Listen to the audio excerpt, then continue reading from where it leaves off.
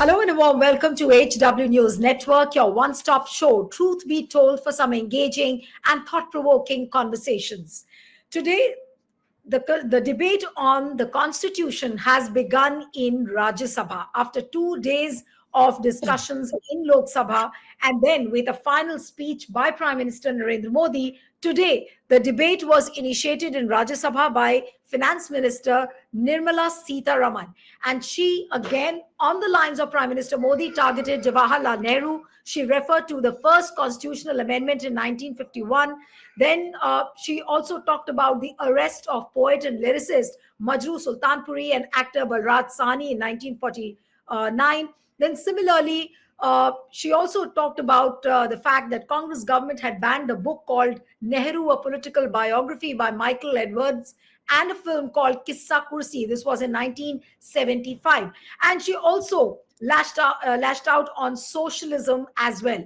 But the manner in which the BJP speakers are talking about constitution, targeting Congress, and saying that everything what Congress has done is absolutely unconstitutional, and therefore BJP is the biggest protector of the constitution, is the message they've been trying to send out. But how does one make out of these debates which are happening in Lok Sabha, and now today the way it has started in Rajya Sabha? What would you really say to a debate like this? Joining me now is author, political commentator, and former Congress spokesperson Sanjay Jha this evening with us. Thank you so much, Sanjay, for joining. It's wonderful always to have you on the program. And 2 days of the fireworks which we saw in Lok Sabha, and today the debate began with Nirmala Sitharaman's speech, and she spoke for about like 1.5 hours or something. And then Kharge gave a point-by-point rebuttal of Nirmala's speech as well as Prime Minister Modi's speech. I think his speech was very, very mature and he touched upon a lot of issues. But what would you really say to the manner in which, and the style in which the BJP speakers are talking about the Constitution? Well, a couple of points to begin with, Neelu. Number one, this is a serious debate.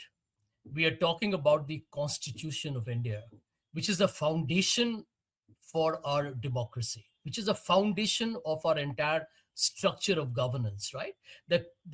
Basically, the Constitution tells you the guidelines on which a country can be managed and run. Can you imagine, on such a serious debate, the Prime Minister of this country was missing in action when the opposition was speaking in Parliament? I mean, what was the Prime Minister of this country trying to convey through his conspicuous absence? That he has no respect and regard for the opposition's voice, which means for the people who have voted for around 240 MPs in Parliament? Worse, I think, Neelu, it is a manifestation of the very fact that the Prime Minister has no respect for the Constitution. I don't think the BJP should even try and defend it. I, for the life of me, cannot imagine that there is a discussion happening on the Constitution and its 75th year. The opposition is raising several points, and the Prime Minister is nowhere to be seen. I think this is the first and the fundamental point of our conversation today. The disregard, the disrespect. Right. No, absolutely. Absolutely. You're talking about the disregard and the disrespect of the BJP opposition, making a couple of points where Prime Minister Modi is just absent from the house. But, looking at the gravity of the moment, 75 years to the Indian Constitution, the entire globe is watching this event, that there is a 4 days discussion happening on 75 years of the Indian Constitution. But within the house, what is it we are seeing? We are seeing Nehru bashing. We are seeing Indira Gandhi bashing. We are seeing Rajiv Gandhi being bashed. Is this the level of debate which BJP is indulging into? Not a single word of praise for Prime Minister Pandit Jawaharlal Nehru, and not even a single word about the contribution he's made. But everything has been wrong about what Nehru, Indira, and Rajiv Gandhi have done. But Neelu, frankly speaking, I don't think Pandit Nehru in heaven even cares for what Narendra Modi and his contemporaries say about him. Because what is the truth, Neelu? Let's think about it. What is the truth, right? The BJP or the Janasangh is a creation of the the Hindu Mahasabha, the RSS, etc. The RSS is the parent body of the Sangh Parivar. Did they have any role to play in the freedom struggle and India's independence? The answer is zero. Zero. Now, you're expecting a political outfit whose mentors were siding with the British during the time of the freedom struggle. You're expecting them to today praise those who were the architects or the founders of Indian Constitution. And you have to go back to what Golwalkar said about Indian Constitution. There is the other famous interview of K.S. Sudarshan, which he gave to, I think, Karan Thapar, where he said that the Indian Constitution does not represent the ethos of India. Golwalkar said the same thing. So we have to understand that Mr. Modi's party does not actually believe in the Constitution at all, because their mentors told them that the Indian Constitution does not represent our philosophy. I think Rahul Gandhi correctly pointed out the same thing said by No, but Vinayak. Sanjay, is it because that BJP doesn't believe in the constitution at all is the reason why they are crying from their rooftop that look, we are the biggest protectors of the constitution? I think They this is the don't. big to be You exposed a little. Yeah, I can tell you, Neelu, it stands exposed because this is a political party that through providential circumstances has come to power. Now, we all know that Donald Trump has won again. I mean, he's made an extraordinary comeback.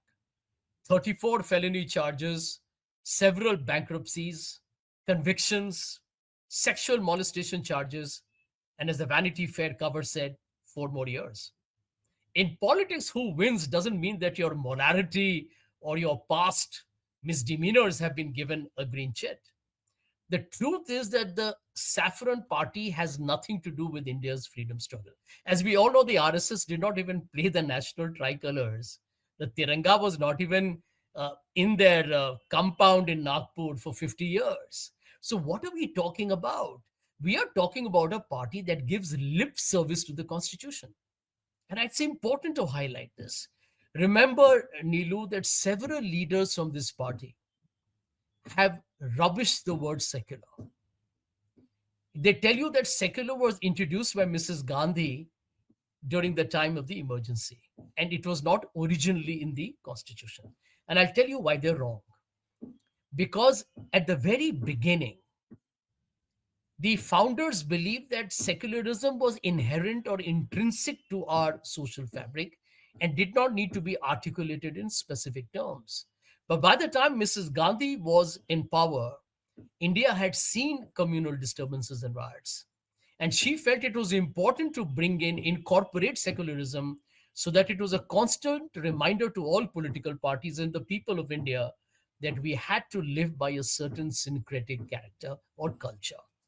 Now, you mentioned at the very beginning that Nirmala Sitharaman has an angst about the word socialism. I can understand her problem because her finance ministry, her government under Mr. Modi, and the SEBI is busy trying to protect Gautam Adani for the last several months. Gautam Adani represents the rogue face of free market capitalism.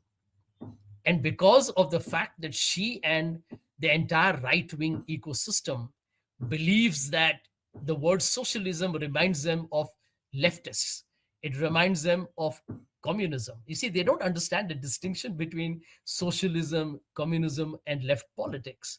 You see, for them, because they're intellectually, in my opinion, rather famished, they do not have an ability to comprehend the subtle nuances of these terms. So they even wanted to remove the word socialism from the preamble. Now, unfortunately for them, the Supreme Court, in one of its, I would say, rare judgments that I think echoed across the country, actually said that you cannot afford to remove the word secular or socialism from the preamble because they are part of the intrinsic and the very core character of this country. Okay, and that cannot be challenged. They treated it as a frivolous petition. So now the BJP and its ilk have no choices. They have to accept that we are a secular socialist country. And you see, this is a party that has never been high on what I call as conceptual understanding of Indian history or Indian preamble to the Constitution or the Constitution itself. They don't understand that just because you're socialist doesn't mean that you can't have a free market system that coexists with welfare, with subsidies, with policies of creating a more equity or equality driven society. For them, it has to be free markets. You remember when Narendra Modi came, what did he say? Maximum governance, minimum government. In his case, you have seen is ended up being maximum government and minimum governance. So it's easy to make slogans, very difficult to fulfill it. And I think the answers given by Priyanka Gandhi, Rahul Gandhi, and by Mr. Kharge, etc., basically points out that the BJP is living in the past. I hope the viewers of your program, and I hope the young viewers of your program, question a party that always takes you back to the past. And remember this, Neelu, that those who control there's a very famous saying, those who control the past control the present, and those who control the present control the future. So there is a very devious, diabolical politics behind erasing history, changing the roads and the bridges and the cities' names, suddenly bringing up Tipu Sultan, Aurangzeb, and the Mughal period, right? This calling for letters, changing the name of the Nehru Museum and the library. This is all a very calibrated and extremely well constructed fascist mindset. What is the attempt? Think about how BJP feels today. Mr. Modi and the BJP know that they are loved by 37% of the people of India, but they know they had no role to play in India's independence. I sometimes wonder how Mr. Modi feels when he goes and gives his Independence Day speech from the Red Fort, because his mentors, his gurus, his philosophers, his ideological bosses had nothing to do with the freedom struggle. I mean, that is the hard truth. This is not some kind of I'm not indulging in hyperbole. This is a known fact, it's documented in history. So I think the debate in the Constitution today is now basically expose them in terms of not just the past, but the fact that going forward, they have nothing to offer. And when you look at the way they have treated farmers, the way the women have been brutalized in this country, the way the institutions have been made into a mammoth joke, the way they are exploited like pawns on a chessboard, made to move at the convenience of the big boss. I think we have made our democracy into a laughing stock. And look at the way questions have been raised on India's credibility by Canada, by the United States of America. And I read recently that they were even trying to remove the memory of the famous 1971 surrender by the Pakistani forces in Dhaka, because they don't want to even keep the memory of Mrs. Gandhi's extraordinary triumph. So this is a party that is so insecure, ignorant, and at the same time very dangerous, because they don't want the young people of India to know their past. So it's what Absolutely. I call as using the saffron paintbrush to create a new canvas where every other color of this country is submerged into what we call as the Gerua color. Not right.